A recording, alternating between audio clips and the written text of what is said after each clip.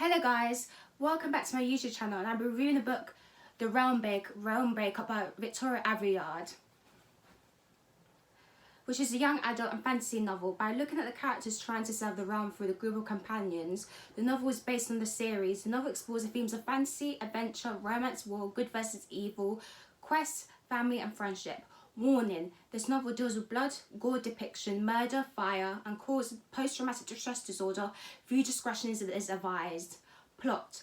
By reading the novel, we explore a survivor of a failed quest, a mortal, timeless, unfathomable, assassin skilled and heartless, an old sorceress holding secrets behind her teeth, a parrot's daughter's ward's lost hope. Heroes are gone, but fight and save the world has only just begun.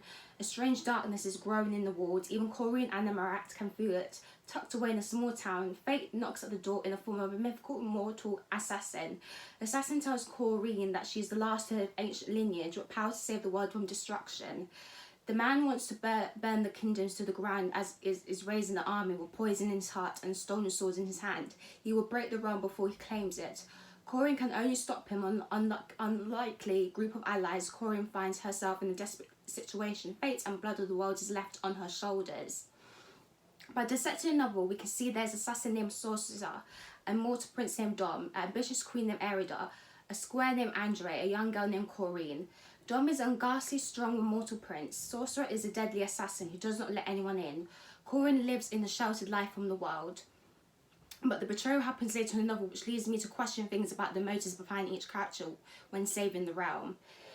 The motive of the novel is about a girl named Corinne who has a magic in her blood and is the only one who can stop her evil uncle from opening portals to other worlds and disframming her own. In order to save the mysterious dark god known as the Waits, she falls in her own odd group of companions who aid her in the quest, which they find spindles, but known as portals, and astral entities coming out of her own. Instead of reading Queen Ares' perspective, Corinne's uncle in the bid to eventually become an empress, and I enjoyed reading her trying to reconcile and justify her actions with herself. She's undoubtedly the most layered character in The Realm Breaker. Before long, I realised my favourite narrative is to read from where by far the villains of the novel. The villains of the novel are the most interesting, as the villains of the novel are the ones who come to save the realm from the world. Instead, they simply do bad things, but it feels much more natural. And I think Aveyard's interesting relationship is worthy of Emmy's lovers. 11 Emmys turn into lovers. I'm excited to see where the relationship between Aveyard and Tristan goes in the next novel in the series, The Blade Breaker. In particular, the quotation mentions, "There are breakers of castles, breakers of chains, breakers of kings and kingdoms," she said, her voice iron, "which am I." Needed to surge from through her veins, delicious and seductive. She wanted more, she needed more. You are a realm breaker, Tarstan. You crack this world apart and build an empire from its ruins. The developing relationship of Tarstan and Aveyard I was with the relationship among the companions. It's clear that Realm Breaker is paving the way for a relationship between Corinne and Andre, and couldn't care less. Andre has a little personality behind having a sick mother, and Corinne, despite speaking multiple languages, being the daughter of a notorious pirate and the saviour of the world, has very little agency of her own. The two fall for his protecting, and he doesn't make him more excited for too bland. In the novel, it's quite bland between the two characters, how they're very descriptive and how they describe each other. Something else common in the novel is the complaints about the fact that the length of the world building is pretty confusing reading it, because as you read it, you almost have to break down the novel into sections to understand it in better context. And you almost have to try and understand the world the characters are developed in, because the world building is quite difficult, because there's so much happening at once that you have to mainly focus on the character Corinne, Dom and Andre, the two main characters of the novel. I actually thought the world building was pretty easy to follow. That was too elaborate. It becomes more easy to follow as you read, but in the beginning it becomes more confusing. In fact, I still don't feel I know much about the realm everyone's trying to save, and would even like to read more surrounding how the elders exactly come to settle on this world and what their previous home was like. I'm also certain don't have a firm grasp of all the different races and cultures populating the realm either. Yeah, in particular, I noticed in the novel that I wanted to know about the races and the population and about the people, but there was mainly focus on the characters, the Queen, Corinne, Dom, Andre, Aveyard, and all those characters, but I wanted to know more about the population and the people who surround the worlds and the kingdoms. I did, however, find other things confusing in Realm Breaker. The fact that Corin's eyes that of her father and uncle were repeatedly described as pitch black baffled me.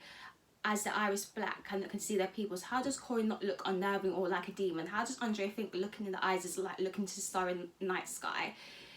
It's absolutely nonsensical. The other characters have been thrown by sight. I like the novel enough to pre-order the sequel digitally to find what happens in next Blade Breaker. The novel is good for people who want to find what happens next in the novel series. The Realm Breaker is a classic save the world and watch it burn in the plot. Imperial shows us that the enemy is tasked in all his brutal and human glory as he unleashes an undead army on the realm's courageous saviours, massacring all but two, Andre and the noble squire with dreams of being a knight, and Dom, immortal who's lost faith in his own people.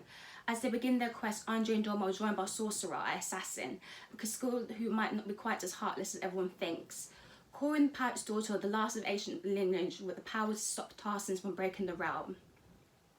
Thrown in the Forger, a bounty hunter with a witch who talks in riddles, you have to target a group of reluctant heroes and anti-heroes who might just be the world's last hope.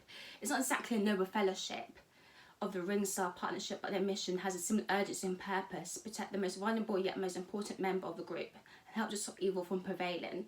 In particular, in acknowledgement, she mentions Aveyard lists J.R.R. Tolkien as one of her inspirations for this book, and the companions certainly feel empty. The Realm Breaker, like the Lord of the Rings, is action-packed adventure and acknowledgements of the book. I would recommend this book to young adults and anyone who's interested in detailed world build and epic fantasy adventure that transports you in time.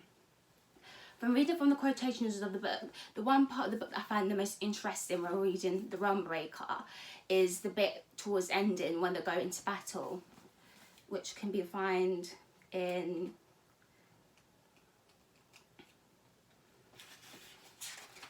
chapter 32, The Orphans, Aveyard.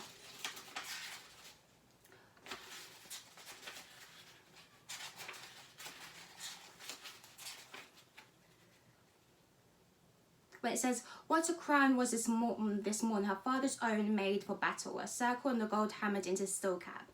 Her hair hung loose beneath it, falling over her shoulders in waves. Aveyard was not accustomed to steel, but her armour was light, made for precious metal and meant for ceremony rather than war. She had not bothered with a sword even for show. A beautiful morning, cousin, she said, shrinking down mother's gasp of crisp autumn's air. In the foothills, her leaves were firm in edges, going red and gold. In particular, I find this a bit interesting because you see the atmospheric description of as they prepare for battle, which I really loved about the novel and which was beautifully written. And I hope you enjoyed watching my video, and I hope you can like this video and share your views on this story. And bye. Thank you for watching.